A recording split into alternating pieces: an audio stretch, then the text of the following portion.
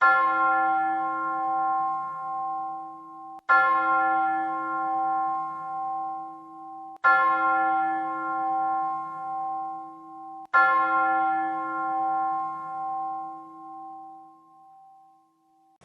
आज के पवित्र रविवारीय गिरजा आराधना को आरंभ करें। इससे पहले कि हम अपने मन, दिल और आत्मा को तैयार करने के निमित्त एक गीत गाएंगे और यह गीत हमारे कोयर दलों के अगुवाई में होगी।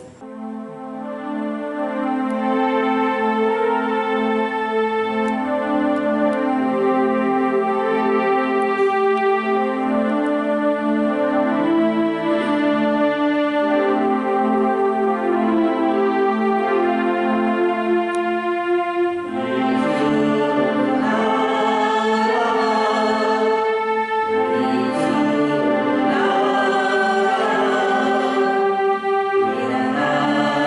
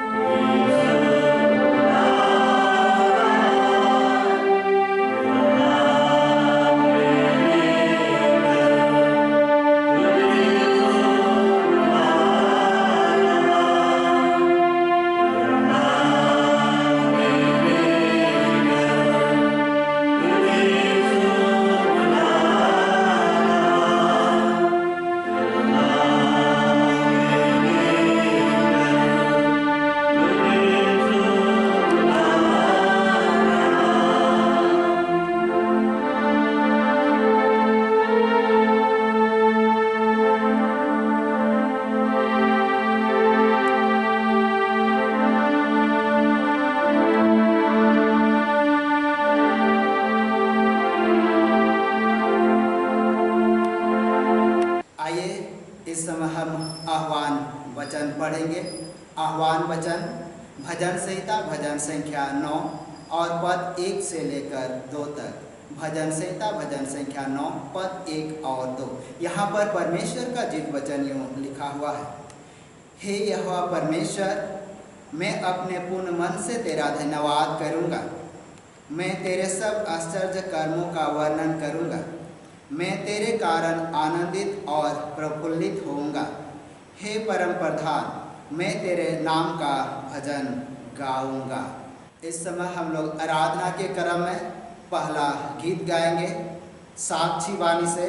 साक्षी वाणी गीत संख्या 131। साक्षी वाणी गीत संख्या 131। आ यीशु पास आ, आज ही है भाई, मान उसका शब्द अब तक है सुसमय। वह निकट है आशीष देने को, बोलता है तुझसे आ। Amen.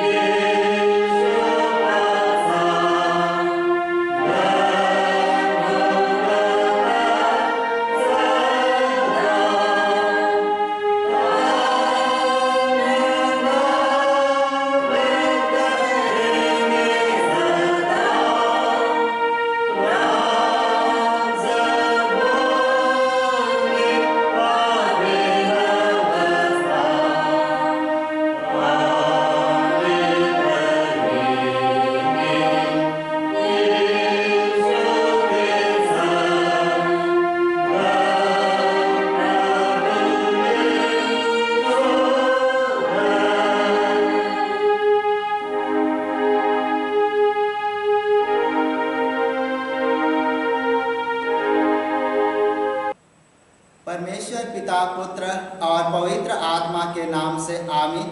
हमारी सहायता ईश्वर के नाम से जिसने स्वर्ग और पृथ्वी को सिरजा।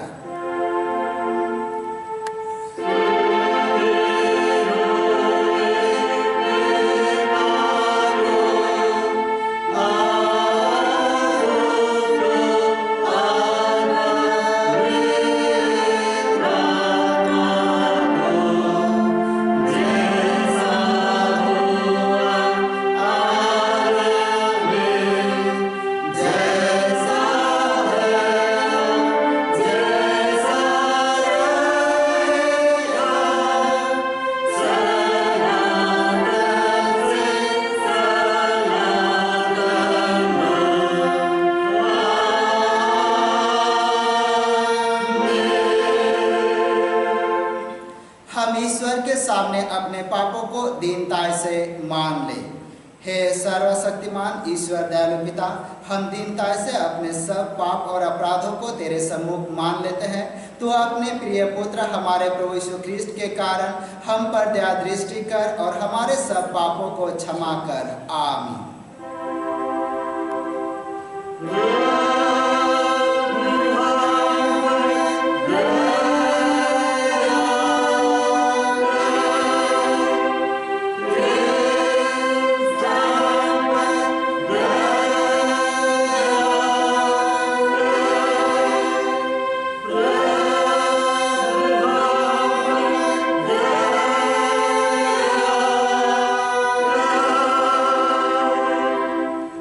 शांति वचन सुनेंगे। पहाड़ सरक जाएंगे और पहाड़ियां हिल जाएगी, पर मेरी दया तेरे पास से ना सरकेगी और ना मेरी कुशल की वाचा हिलेगी।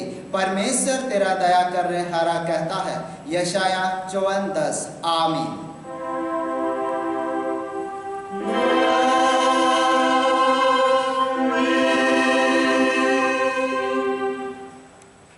सबसे ऊंचे स्थान में ईश्वर का गुणानुवाद हो।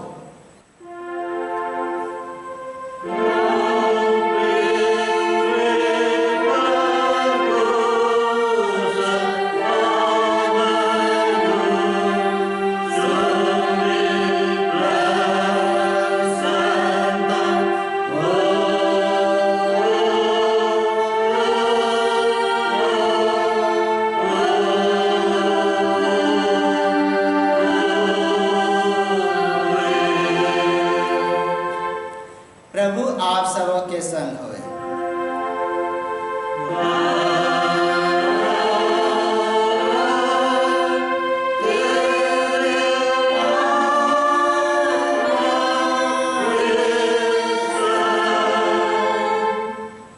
हम प्रार्थना करेंगे। हे प्रभु स्वर्गवासी पिता, हम तेरा धन्यवाद करते हैं कि तू अपनी कृपा से हमारा विनाश नहीं चाहता है, परंतु कि हम अपना मन तेरी ओर फिराए और बच जाए। हम तेरी विनती करते हैं, अपना पवित्र आत्मा हमको दे कि वह प्रतिदिन हमारे मनों में सच्चा पश्चाताप उत्पन्न करे, हमारे हृदय में पाप क्षमा और अनंत जीवन की लालसा जन्मे और तेरी अपार कृपा को विश्वास में ग्रहण करने और उसमें स्थिर रहने के लिए हमको सामर्थ्य दे। हर प्रकार की परीक्षा में हमको संभाल कि जिससे अनुग्रह के द्वारा अंत में परम सुखी हो जाए, हमारे प्रभु यीशु ख्रिस्ट के कारण। आमीन।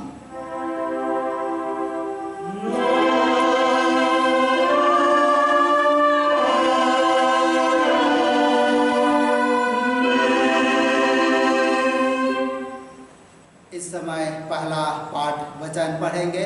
पहला पाठ वचन रोमियो के नाम पौलुस प्रेरित की पत्री अध्याय संख्या 10 और पद संख्या 1 से लेकर 15 तक। रोमियो के नाम पौलुस प्रेरित की पत्री अध्याय संख्या 10 और पद संख्या 1 से लेकर 15। यहाँ पर परमेश्वर का जीवित वचन यूँ लिखा हुआ है।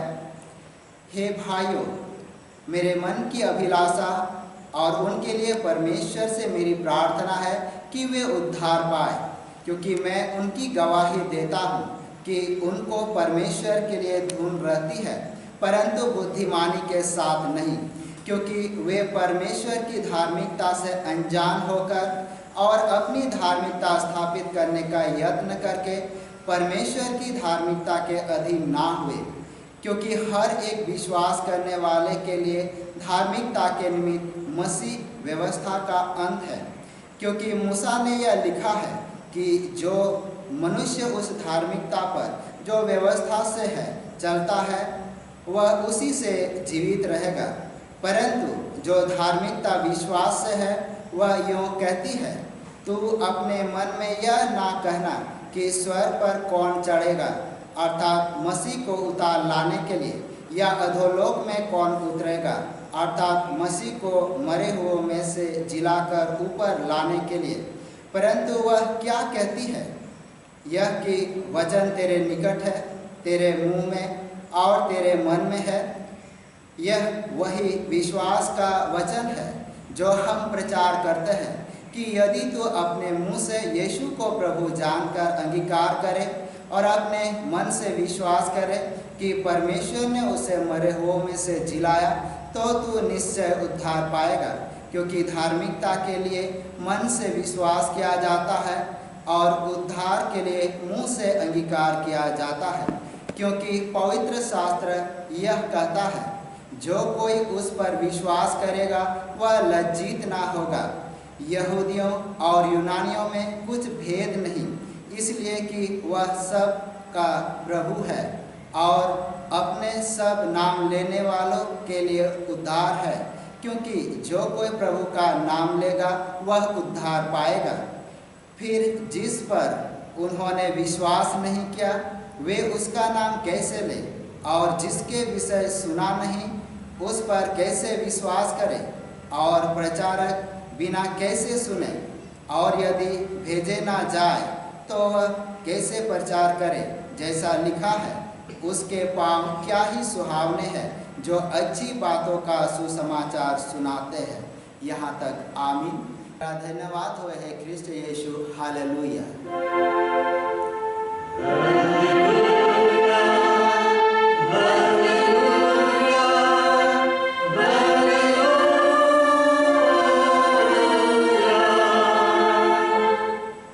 अब हम समस्त ख्रिस्टानी कलीसिया के संग मिलकर अपना महापवित्र विश्वास वचन मान लेकर यूँ कहे, मैं विश्वास करता हूँ परमेश्वर पिता पर, जो स्वर्ग और पृथ्वी का सर्वशक्तिमान सृजनहार है, और उसके इकलौते पुत्र अपने प्रभु यीशु ख्रीस्त पर, जो पवित्र आत्मा से गर्भ में आया, कुंवारी मरियम से उत्पन्न हुआ, पंतुस पिलातुस की आज्ञा से दुख उठाया, क्रूस पर चढ़ाया गया, मर गया और गड़ा गया, पाताल में उतरा, तीसरे दिन मृत्यु से जी उठा, स्वर्ग पर चढ़ गया और परमेश्वर सर्वशक्तिमान पिता के दाहिने हाथ बैठा है, जहाँ से वह जीतों और मृत्यु का विचार करने को फिर आएगा। मैं विश्वास करता हूँ पवित्र आत्मा पर, एक ही पवित्र ख्रिस्टानी कलीसिया, पवित्रों की संगत पर, पापों की क्षमा, देह के जीवन और अनंत जीवन पर। आमीन।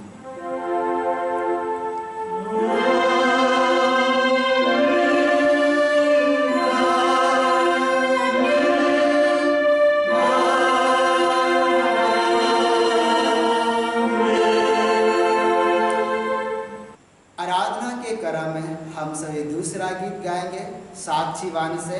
साक्षी वाणी गीत संख्या 255। साक्षी वाणी गीत संख्या 255। हर एक सुनने वाला करे प्रचार, सब कहीं फैलावे यह सुसमाचार।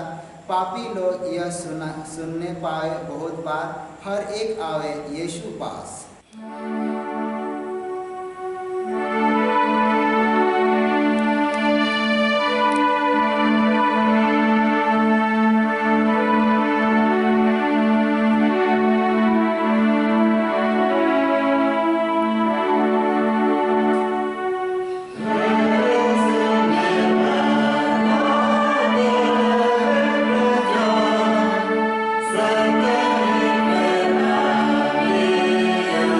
Sa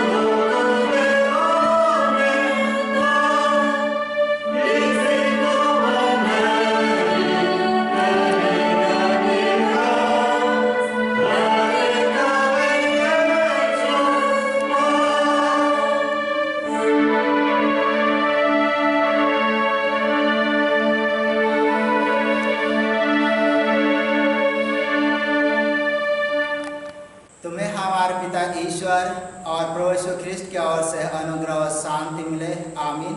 आइए इस समय हम सभी प्रार्थना में जाए। त्रिएक परमेश्वर पिता पुत्र और पवित्र आत्मा के नाम से आमीन। हे सर्वशक्तिमान सृजनहार ईश्वर दयालु पिता, इस समय हृदय से धन्यवाद देते हैं यह सुंदर समय के लिए, सुंदर मौका के लिए, सुंदर अवसर के लिए। और इस घड़ी तो हम सभी से बातचीत करना चाहता है, अपने पवित्र आत्मा उड़ेलना चाहता है और तो हमारा मार्गदर्शन के रूप में आगे हमें बढ़ाना चाहता है। हाँ पिता परमेश्वर, और ये सभी तो अपने पवित्र वचन के माध्यम से करना चाहता है। इस समय आज के पवित्र वचन को तेरे हाथ में सौंप देते हैं, तो प्रत्येक के हृदय पर अपना वचन रूपी बीज बो, ताकि उसके माध्यम से हर एक व्यक्ति फलवंत होने पाए।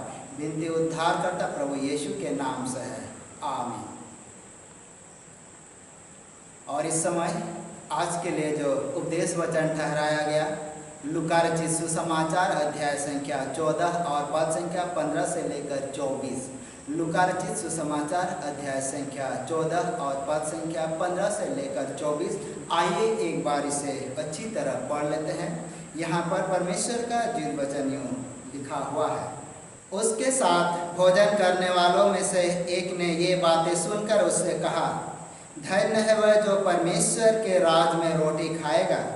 उसने उनसे कहा, किसी मनुष्य ने बड़ा भोज दिया और बहुतों को बुलाया। जब भोजन तैयार हो गया तो उसने अपने दास के हाथ आमंत्रित लोगों को कहला भेजा, आओ अब भोजन तैयार है। पर वे सब के सब क्षमा मांगने लगे।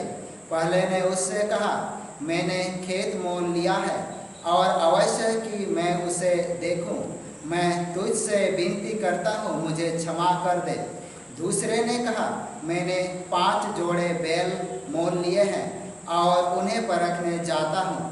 मैं तुझसे विनती करता हूँ, मुझे क्षमा कर दे। एक और ने कहा, मैंने विवाह किया है इसलिए मैं नहीं आ सकता। उस दास ने आकर अपने स्वामी को ये बातें कह सुनाई। तब घर के स्वामी ने क्रोध में आकर अपने दास से कहा, नगर के बाजारों और गलियों में तुरंत जाकर कंगालों, टुंडों, लंगड़ों और अंधे को यहाँ ले आओ। दास ने फिर कहा, हे स्वामी, जैसा तूने कहा था वैसा ही किया गया है और फिर भी जगह है।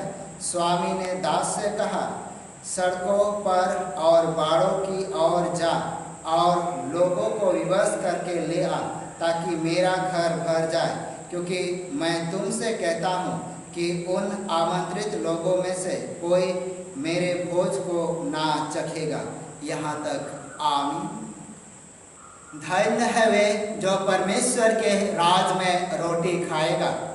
मसीह यीशु में विश्वासियों, और ये वचन सचमुच में एक अनुग्रह का वचन है, क्योंकि आज जो वचन पढ़ा गया, जो वचन हमारे पास रखा गया, ये हमारे जीवन के लिए कल्याणकारी है और ये हमारे जीवन के लिए आशीषमय है। और जब हम मसीही जीवन यात्रा में आगे बढ़ते हैं तो हम परमेश्वर के राज की कल्पना को देखते हैं, हम परमेश्वर की राज की और बातचीत करते हैं, हम परमेश्वर के राज में प्रवेश की बातचीत करते हैं। और ये हमारे लिए तो अनुग्रह का विषय है, परंतु उन लोगों के लिए जो मसीह में नहीं है, उनके लिए तो ये एक ऐसा विषय है जो कि रहस्यमय विषय वस्तु है। और इसीलिए क्योंकि परमेश्वर का राज कहने से वो समझ नहीं पाएंगे, क्योंकि स्वर्ग राज कहने से भी समझ नहीं पाएंगे। परंतु जो प्रभु में है उनके लिए ये एक आश्चर्य का विषय नहीं है, परंतु ये अनुग्रह है। और आज का जो विषय वस्तु, जब इन पर हम बातचीत करते हैं, इन पर इस विषय वस्तु पर हम चर्चा करते हैं, तो हमारे लिए ये एक बहुत बड़ा मैटर है कि हम प्रभु में कैसे हैं। और इसीलिए यहाँ पर सुंदर तरीके से प्रभु यीशु ने बड़े भोज का दृष्टांत अपने लोगों के बीच में रखा। और ये उस समय की घटना है जब प्रभु यीशु को एक फरीसी के घर में आमंत्रण मिला था, उसे न्योता दिया गया था। और जब वह वहाँ जाता है और इन सारे बातों को वो वहाँ कहता है, और वहाँ इसलिए कहता है कि उनमें से एक व्यक्ति था जो ये बातें कहता है, जिसको हम लूका रचित सुसमाचार 14 का 15 का दूसरा भाग में पाएंगे। यहाँ वचन यूँ कहता है, धन्य है वे जो परमेश्वर के राज में रोटी खाएगा। धन्य है वे जो परमेश्वर के राज में रोटी खाएगा।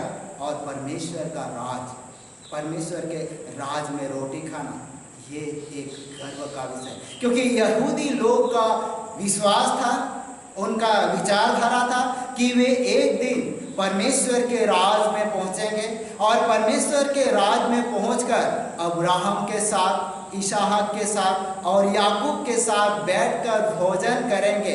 क्योंकि परमेश्वर के राज में लोगों को पूर्व और पश्चिम से, उत्तर और दक्षिण से इकट्ठा करके लाया जाएगा और एक भोज दिया जाएगा और उस भोज में वो शामिल होंगे, जिसको हम लूका रचित सुसमाचार अध्याय संख्या 13 और पद संख्या 28 से लेकर 29 में इन वचन को पाएंगे कि किस प्रकार यहूदी लोग अपने पूर्वज अब्राहम के साथ, इसहाक के साथ और याकूब के साथ मिलकर परमेश्वर के राज में भोजन करेंगे।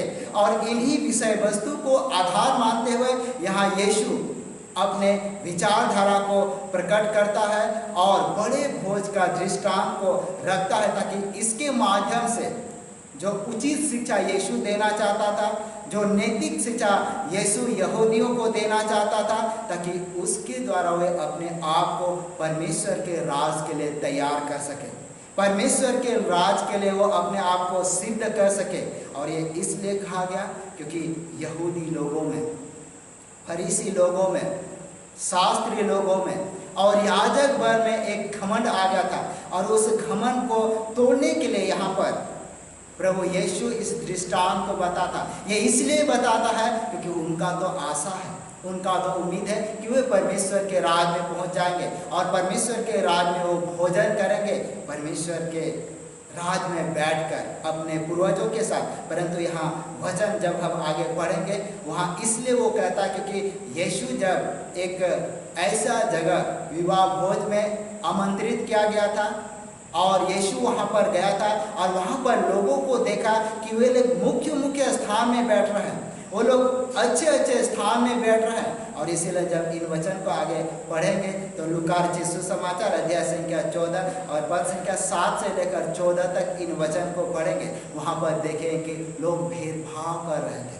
लोग ऊंच नीच का भेदभाव कर रहे थे और अच्छे जगह को चुनते थे। और जो वास्तविकता था वो यीशु जानता था, जो कंगाल था, जो लाचार था, उनके लिए तो कोई जगह ही नहीं थी। और इसीलिए यहाँ पर इन बातों पर यीशु अपना संबोधन देता है और अपने लोगों को समझाने का प्रयास करता है, क्योंकि यीशु जानता था यहूदियों के भोज में, यहूदियों के विवाह भोज में जो कंगाल थे, जो पापी थे और जो अन्य प्रकार के लोग थे, यानी अन्य जाति, उनका कोई स्थान नहीं था।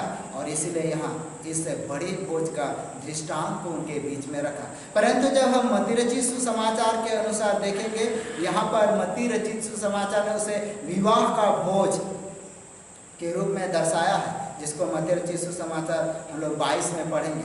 और इसीलिए इन दोनों में कुछ विशेष बातें जो समान है, परंतु फिर भी हम लूका रचित सुसमाचार के अनुसार ही देखेंगे। और जब इन वचनों को आगे पढ़ते हुए जाएंगे, देखते हुए जाएंगे, तो हम समझ सकते हैं कि बड़े भोज का दृष्टांत वास्तव में हमें क्या सिखाता है। क्योंकि ये बड़े भोज का दृष्टांत जो स्वर्ग राज का प्रतीक है, परमेश्वर के राज का प्रतीक है, और यहाँ जो गृह स्वामी वो परमेश्वर का प्रतीक है, और यहाँ बुलाए गए अतिथि वो यहूदियों का प्रतीक है। और मत्ती के अनुसार जब पढ़ेंगे, पुत्र का विवाह, यहाँ पुत्र यीशु मसीह का प्रतीक है, और स्थान तो जैसे हमने पहले ही कह दिया कि परमेश्वर का राज है। और इसीलिए हम इस वचन को गहराई से समझेंगे, और इसको समझने से पहले हम फिलिस्तीन देश में यानी यहूदियों के विवाह माहौल को समझेंगे, जो वास्तविकता है। क्योंकि जब यहूदी लोग विवाह भोज देते थे, उस समय वो क्या करते थे कि विवाह भोज देने का जो समय होता था, दिन होता था, उसको तय किया जाता था और सबको पहले ही न्योता दे दिया जाता था, आमंत्रित किया जाता था। और यही एक समय था कि वो उस न्योता को स्वीकार करे या इनकार करे। अगर उन्होंने स्वीकार किया तो इसके बाद वो इनकार नहीं कर सकता। और इसीलिए ये उनके जीवन के लिए देखते हैं। और परंतु जब हम आगे इस वचन के तहत देखते हैं, यहाँ पर 3 व्यक्तियों का जिक्र है और जिन्होंने इनकार किया। पहले उन्होंने स्वीकार किया था, परंतु अब उन्होंने इनकार किया।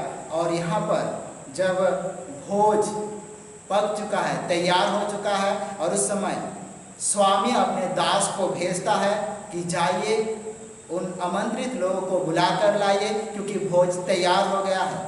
और इसीलिए जब वहाँ उनको बुलाने जाता है तो यहाँ पर इनकार की बातों को हम देख पाएंगे। और जिसमें हम लोग पहला जब देखेंगे और पढ़ेंगे, यहाँ पर यूँ कहता है, जिसको हम लूका रचित सुसमाचार अध्याय संख्या 14 और पद संख्या 18 में पढ़ेंगे, तो यहाँ वचन यूँ कहता है, पर वे सब के सब क्षमा मांगने लगे। पहले ने उससे कहा, मैंने खेत मोल लिया है और अवश्य है कि उसे देखूं। मैं तुझसे विनती करता हूँ, मुझे क्षमा कर दे। और ये इनकार है। यहाँ स्वामी अपने दास के माध्यम से आमंत्रित लोगों को बुलाता है, परंतु यहाँ वो इनकार कर रहे हैं। और ये जो इनकार है केवल इस पवित्र बाइबल में ही नहीं, परंतु आज भी हम संसारिक लोगों को देख सकते हैं, क्योंकि प्रभु हमें बुला रहा है, यीशु मसीह हमें बुला रहा है, सेवक हमें बुला रहे हैं, और लोग इनकार कर रहे हैं। क्योंकि खेत मोल लेना ये व्यवसाय, क्योंकि लोग परमेश्वर से पहले स्थान व्यवसाय को देते हैं, जबकि होना चाहिए सबसे पहला परमेश्वर को स्थान देना चाहिए, इसके बाद व्यवसाय को। और यहाँ हम जब देखते हैं कि ये व्यक्ति पहले अपना व्यवसाय को देख रहा है, क्योंकि उसने खेत खरीद लिया है, खेत मोल लिया है, और उसको देखने के लिए जाता है, क्योंकि ये लेन देन से संबंधित है। और दूसरा जब हम लोग देखते हैं, 5 जोड़े बैलों को मोल लिया गया है, 5 जोड़े बैलों को खरीद लिया गया है, जिसको हम आगे अगर वचन में पढ़ेंगे तो उसको लूका रचित सुसमाचार अध्याय संख्या 14 और पद संख्या 19 से आगे यहाँ वचन यूँ कहता है, दूसरे ने कहा, मैंने 5 जोड़े बैल मोल लिया है और उन्हें परखने जाता हूँ। मैं तुझसे विनती करता हूँ, मुझे क्षमा कर दे। और यह परमेश्वर का जीवित वचन है। और यहाँ पर हम देख पा रहे कि 5 जोड़े बैल को खरीद लिया गया और वो परखने के लिए जाता है। अर्थात हम सोच सकते हैं कि नई संपत्ति, नया धन या तो नई चीज़ें उन्होंने खरीद लिया, जो संसारिक चीज़ है वो उस पर ध्यान देना चाहता है। अगर हम आज के ज़माने में देखेंगे, कोई नई गाड़ी खरीद लेता है, कोई नई चीज़ों को प्राप्त कर लेता है, तो ईश्वर को दूसरा स्थान देने लगता है। परंतु यहाँ वचन कहता है कि पहले ईश्वर को पहला स्थान देना चाहिए। अगर हम तीसरी बात को पढ़ेंगे, नया विवाह, यहाँ तीसरे व्यक्ति ने कहा कि मैंने नया विवाह किया है। और नया विवाह तो वास्तविक में यहूदियों के अनुसार छूट था। जब कोई व्यक्ति नया विवाह करता था, शादी करता था, तो उसे 1 साल के लिए स्वतंत्र छोड़ दिया जाता था। ना उसे युद्ध में जाना पड़ता था, ना वो व्यापार के कार्य, क्योंकि नया विवाह के बाद वो अपने पत्नी के साथ 1 साल तक अपने घर में रहे, ताकि वो सुख विलास का जीवन जी सके, जिसको हम व्यवस्था विवरण अध्याय संख्या 24 और पद संख्या 5 में इन वचन को पढ़ेंगे। लेकिन यहाँ पर एक प्रश्न है, ये एक परिवार है और परिवार के साथ रहना, परंतु यहाँ विवाह भोज में जाने के लिए मना नहीं किया।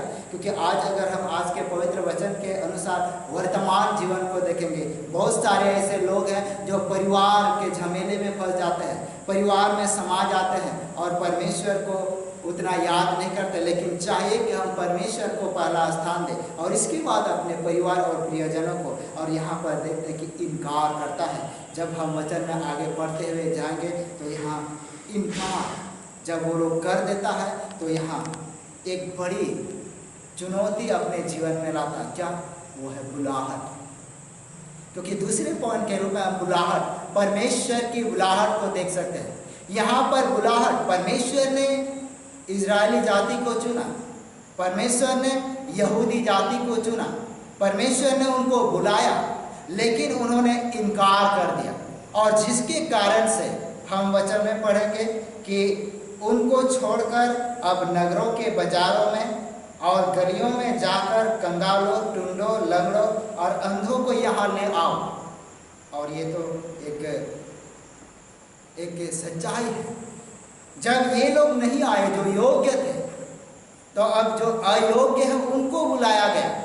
और यहाँ जब यहूदी दृष्टिकोण से देखेंगे, पापी लोग, लंगड़े लोग, अंधे लोगों को बुलाया गया। साथ ही साथ दूसरी शब्द में अन्य जाति गैर यहूदियों को परमेश्वर बुलाने लगा और परमेश्वर उनके माध्यम से अपनी महिमा प्रस्तुत करने लगा। और यहाँ ये बात नहीं है कि जिनको बुलाया गया उनमें योग्यता था, कोई योग्यता था नहीं था। क्योंकि अगर इसको हम कुरिन्थियों के नाम पौलुस प्रेरित की पहली पत्री अध्याय संख्या 1 और पद संख्या 26 से लेकर 31 तक में जब पढ़ेंगे तो वहाँ देखेंगे ना तो उसे शरीर के ज्ञान के अनुसार बुलाया गया है, ना सामर्थ्य के कारण बुलाया गया है, ना वो और भी काम करते इसलिए बुलाया गया क्योंकि परमेश्वर ने जगत के मूर्खों को चुन लिया है। परमेश्वर ने उन कंगाल और लाचार को चुन लिया है ताकि वो ज्ञानवानों के ज्ञान को लज्जित करे और जो बलवान है उसको दुर्बल साबित करे। और ये तो परमेश्वर के माध्यम से होता है और इसीलिए परमेश्वर की महिमा करना सबसे पहला स्थान है। और इसीलिए आज जब हम देखेंगे जितने मसीह में है उनको परमेश्वर ने बुलाया है, जितने मसीह में है परमेश्वर ने उनको चुन लिया है। यहाँ तक कि हम लोग मूसा के जीवन को देखते हैं, प्रेरित पतरस के जीवन को देखते हैं, उनको किस प्रकार से बुलाया गया था। और ये परमेश्वर के राज के बुलाहट को प्रकट करता है। और इसीलिए आज हमें ज़रूरत है कि हम ईश्वरीय बुलाहट को पहचानें, क्योंकि वो आज हमें पवित्र राज में बुलाना चाहता है, पवित्र भोज में शामिल करना चाहता है, जिसको हम उद्धार का सुसमाचार, जो हमारे जीवन में उद्धार का सुसमाचार, जिसको हम लोग तीसरा पॉइंट के रूप में देख सकते हैं, उद्धार का सुसमाचार। यहाँ परमेश्वर का जीवित वचन कहता कि जो कोई प्रभु का नाम लेगा वह उद्धार पाएगा।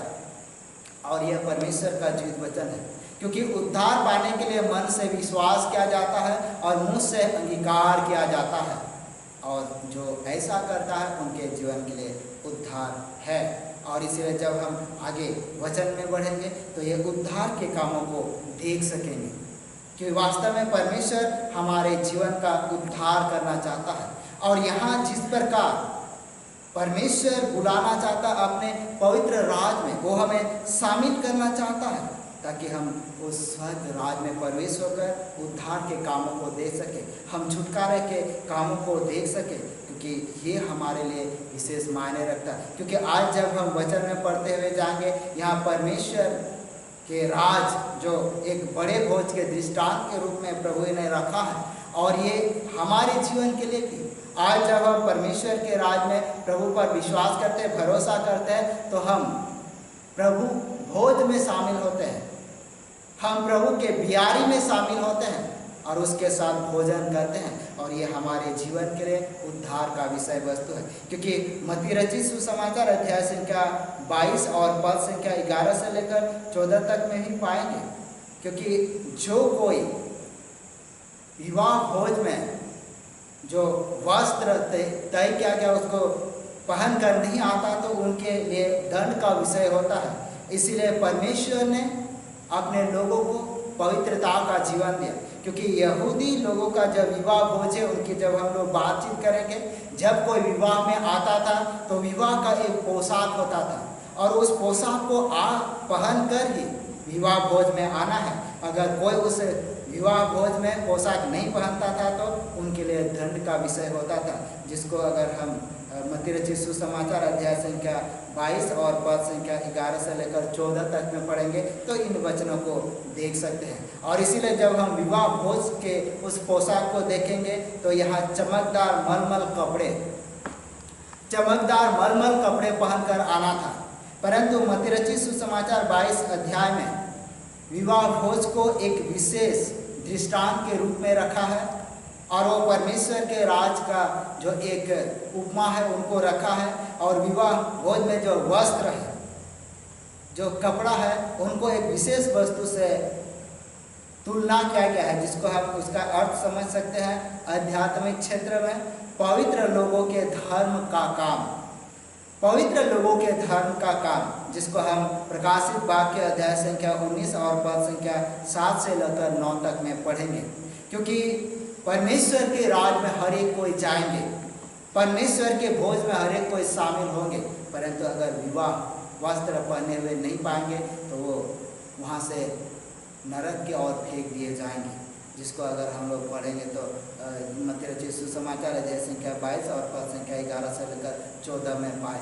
और इसलिए आज हमारे पास सुंदर मौका है, आज हमारे पास समय है, क्योंकि परमेश्वर अपने पुत्र यीशु मसीह का विवाह करने को तैयार है। परमेश्वर हम सभी को न्योता देना चाहता है, परमेश्वर हम सभी को आमंत्रित करना चाहता है, परमेश्वर उस विवाह के भोज में हमें शामिल करना चाहता है। और इसलिए हमें चाहिए कि हम अपने आप को तैयार करें कि हम सही रीति से परमेश्वर के राज में बैठकर हम इस भोज का आनंद उठा सकें। इसलिए अगर हम प्रकाशित वाक्य अध्याय संख्या 19 और पद संख्या 7 से लेकर 9 तक इन बातों को देख सकते हैं और पढ़ सकते हैं, तो निश्चय आज के इस पवित्र वचन में हम परमेश्वर के राज जो बड़े भोज के दृष्टांत के रूप में रखा गया है और इनमें हम शामिल हो।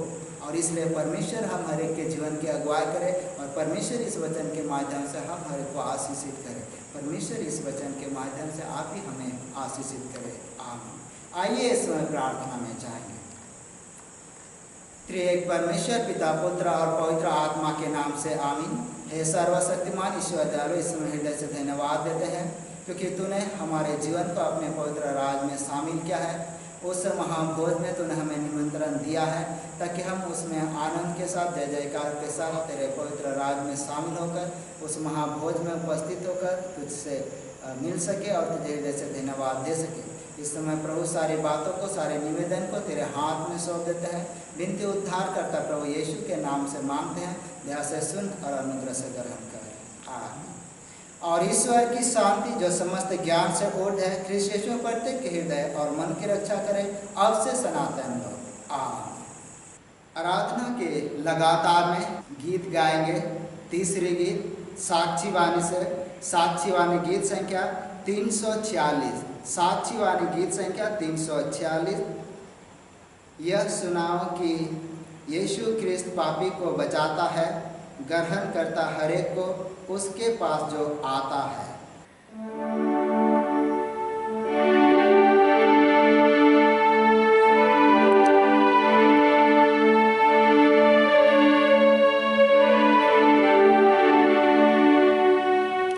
Yeah.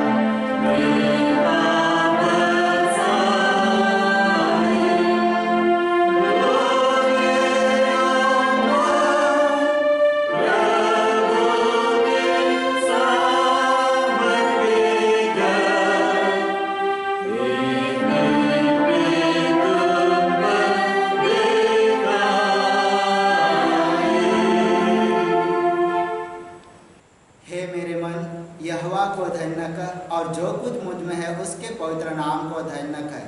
हे मेरे मन यहोवा को धन्य कह और उसके किसी उपकार को ना भूलना। वही तो तेरे सारे अधर्मों को क्षमा करता है और सारे रोगों को चंगा करता है। आमीन। आइए हम प्रार्थना करें। हे सर्वशक्तिमान ईश्वर दयालु पिता, इस समय हृदय से धन्यवाद देते हैं क्योंकि तू हमारे साथ रहा, हमारे जीवन की अगुवाई किया। और इस समय धन्यवाद देते हैं पिता परमेश्वर, प्रत्येक धन्यवाद या अभिलाषी मन को तेरे हाथ में सौंप देते हैं। हाँ पिता परमेश्वर, तू प्रत्येक के साथ होकर प्रत्येक के जीवन की अगुवाई कीजिए। धन्यवाद का विषय है क्योंकि तूने अब तक भला चंगा और स्वस्थ जीवन दिया है। धन्यवाद का विषय है क्योंकि तूने जीवितों के बीच में बनाए रखा है और हर एक प्रकार की समस्या और परेशानी से तूने छुटकारा दिया है। इस समय प्रभु सारी प्रार्थना को तेरे हाथ में सौंप देते हैं। विनती उद्धार करता प्रभु यीशु के नाम से मांगते हैं, दया से सुन, अनुग्रह से ग्रहण कर। आमीन।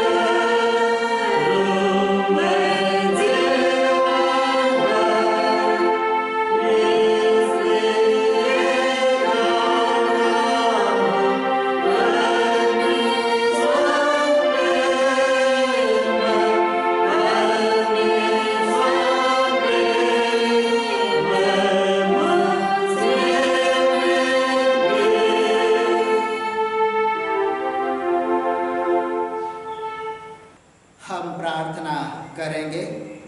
हे प्रभु परमेश्वर सर्ववासी पिता, हम तेरी विनती करते हैं अपनी ख्रिस्तानी कलीसिया और उसके सारे सेवकों की अगुवाई कर कि वे तेरे वचन के निर्मल उपदेश में ठहरे, जिससे सच विश्वास और प्रेम हम में बढ़े और दिखाया जाए।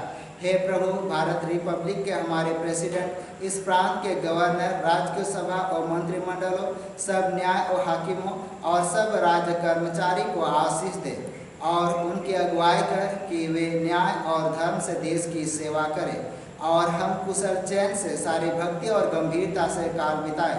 हमारे कलीसिया, सेंट्रल काउंसिल, डायोसिस काउंसिल और कलीसिया की अन्य मंडली सभाओं को आशीष दे कि वे इस मंडली को तेरे पवित्र इच्छा के अनुसार चलाएं। जगत की लूथरन कलीसिया और देश विदेश के हमारे सभी ख्रिस्ट विश्वासी मित्र को आशीष दे कि हम ख्रिस्तीय प्रेम और सहयोग में आगे बढ़े और जगत में तेरी साक्षी के लिए अधिक सामर्थ पाए।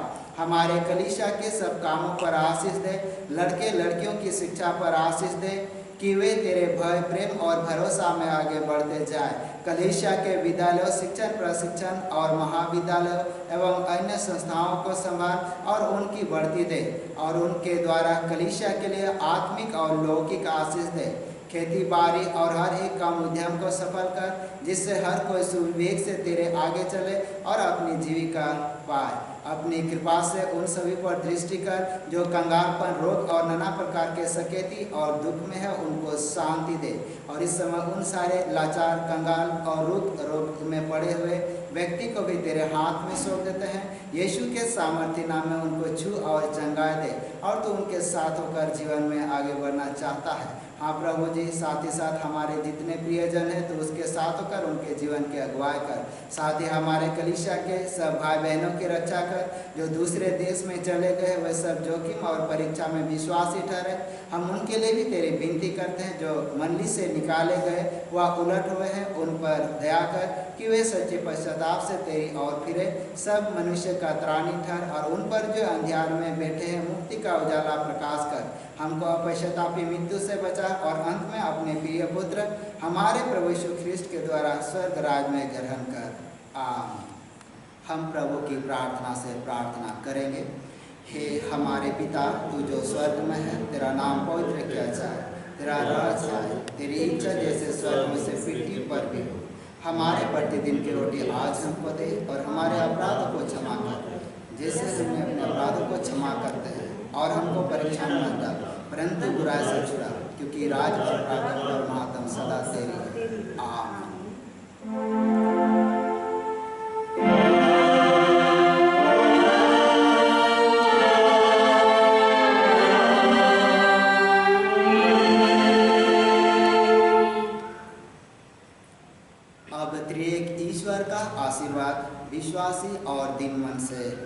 प्रदान करे।